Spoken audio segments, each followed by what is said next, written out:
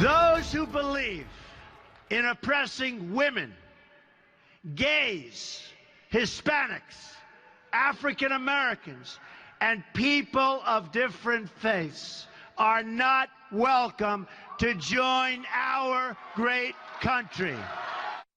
The theme of Donald Trump's speech Thursday was a simple one at its core, and the one his followers and big wheels of the Republican Party perhaps wish had been the first thing to come out of his mouth over a year ago, seeking to unify America instead of driving it apart, reaching out to every ethnic group and pointing them to the Republicans as the only party that has all of their best interests at heart, being just a tad more humble and letting the bombast roll into the conversation much later on. The GOP candidate claims to be for every American, but these are words. How does he, and can he, put them all to work in a short time and turn around what has been the most bizarro of campaigns from the very start? Our guests have a few ideas on the matter. First up, the big data and counterterrorism analyst and perhaps the only conservative Muslim pundit, Oz Sultan, joined by veteran Republican policy analyst and political advisor Sam Nunberg. Gentlemen, thanks so much for being here. Let's go ahead and get to work. Donald Trump says he regrets some of the remarks he's made. In the campaign, he has slammed women, Hispanics, other groups. He has not shown up and not taken the invitations from African-American groups to speak in front of them. Sam Nunberg, you have been with the Trump campaign before, so the simple question is this: why should anybody believe him now from what he has been saying for the past year? Well, that's a great question, but hopefully I think if he continues to go down this route of these prepared speeches and continues to show a little more humility, then hopefully the American people will. Look, on the one hand, as we've discussed, we've had a wasted summer here, and they're really behind the eight ball. But on the other hand, there is some time to turn this around, and I do believe that by the time of the debates, and should Donald decide to prepare for those debates, he will have a chance to have the American people look at him in a different light. But your skepticism is, it's well founded, and frankly, we shall see. All right, let's get to something else here. And Oz, I'm going to bring you in on this because, as Sam pointed out and everybody's been talking about, this was a teleprompter speech. And when Donald Trump holds a teleprompter speech, people go, hey, he sounds pretty good. That's the way to go. But something doesn't seem right. Is that what we as Americans need to judge our potential leader of the free world on, is how well he or she speaks in front of a teleprompter, which is exactly printed words, and I'm holding it up, that are right in front of a script that all you have to do is sit and read them? Well, if you look at, historically what Hillary Clinton has been chastised for, literally reading the or, a intended comment off of a teleprompter, I think this is really how America is looking at things. America is looking at some of the niceties and not necessarily the realities of, facts that are coming at them in some of the hard political discussions that we need to have. Listen, if Donald can keep this momentum going and kind of keep the rhetoric where it needs to be, the same way that Hillary has sort of modified in her rhetoric over the course of time. I want to stop you right there, Oz, because I want to make sure we make this point too. As we're talking about this, Hillary Clinton is just as guilty of this as Donald Trump is, even more so, because the woman barely says anything off the cuff. Mostly everything is said in front of a teleprompter. So let's be fair. This is what America has come to be used to, and this is what we expect. That's an awful low expectation, though, Oz.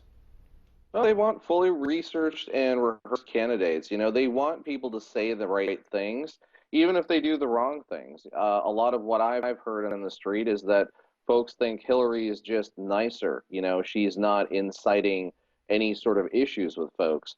Whereas I think Donald has been kind of calling it as it is. We've got economic challenges in this country. We've got infrastructure challenges in this country. We've got job challenges in this country. And those are the issues that we should be speaking to. But I think at this... No, good. I wanted to bring Sam in here on this, too, because, Sam, you've been, again, at the core of a lot of these campaigns here. And we're talking about a prompter, for crying out loud. We're still not hearing a lot of substantive issues here. But then again, Sam, let's be fair. Donald Trump's people, his followers, his supporters, they will follow him through flames. They will follow him through floods because they believe that he is the right guy to lead this country. So honestly, Sam, does it make any difference? Teleprompter, off the cuff, makes no difference. He speaks to a group of people, and he will not let them down, and they won't let him down.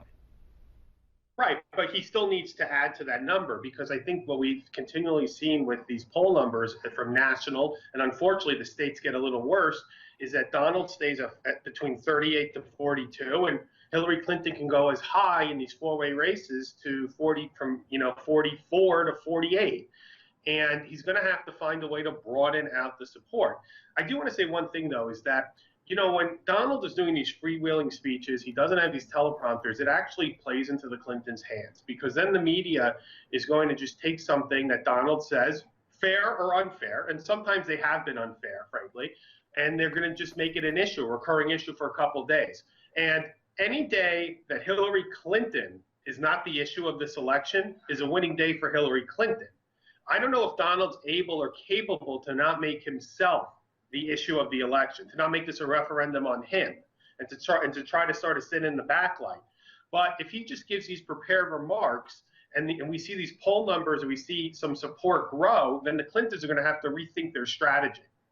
Okay, now let's get down to something else here, because I love this conversation. I've been wanting to have this for a while, because this involves people, politicians, who don't necessarily always tell the truth. Now, after Donald Trump said that he regrets some of the things he said, he then said that he will not hold back from making true statements. Here's what he said.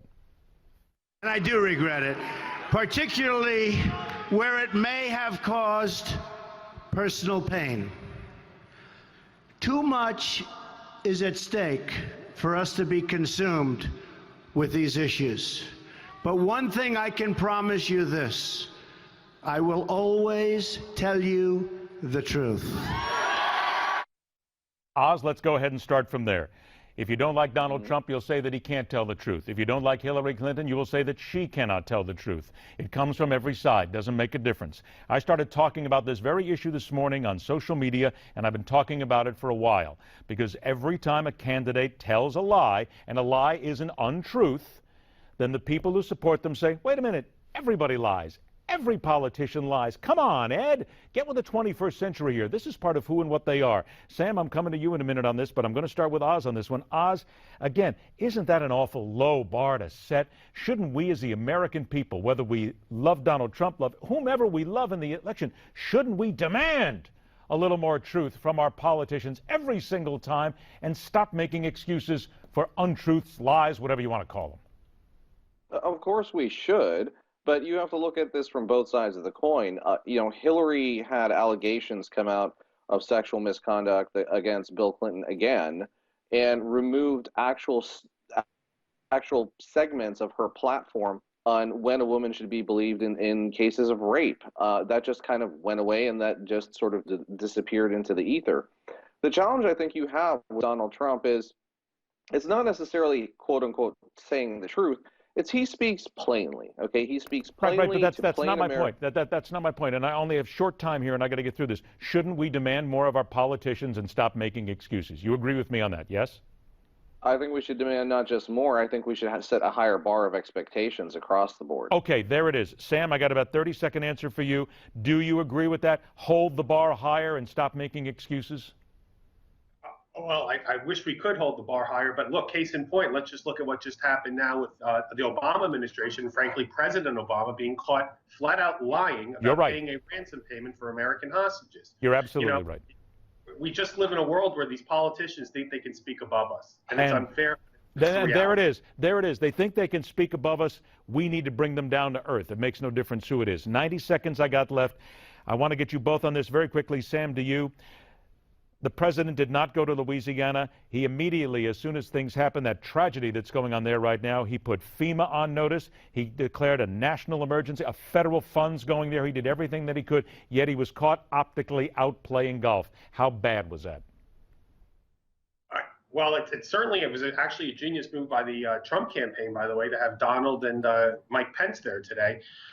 Yeah, he just looks disconnected. I mean, I think that this could be, frankly, as bad as when he was out playing golf with Alonzo Mourning when the American James Foley was beheaded. I don't know if you recall that a couple years ago.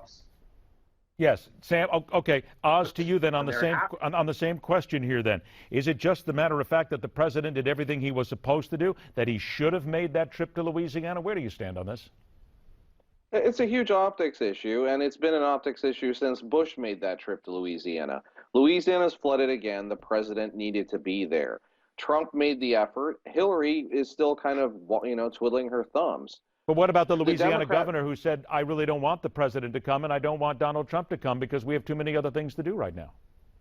Well, I think the Louisiana governor is being very salient in saying that he doesn't want politics to play into this right now because as opposed to when Katrina happened, we're in the middle of an election cycle. Yeah, see, there you go, too. It all comes down to optics. It comes down to politics. It comes down to what you're looking to do. The president doesn't need to get any votes, so he doesn't have to go. Then again, the president is still the leader of the nation and still needs to be the man or woman who is out in front of issues like this. I do recall he was there for Hurricane Sandy. Remember that? Yes, he was. You are exactly correct. Again, we're talking about issues that, for whatever reason, we always seem to back up on, and we don't give everybody credit for everything. Oz Sultan, Sam Nunberg, thank you, gentlemen, so much for joining us. We appreciate your time. Coming up next, once more with feeling and cheating the consumers on the Hardline.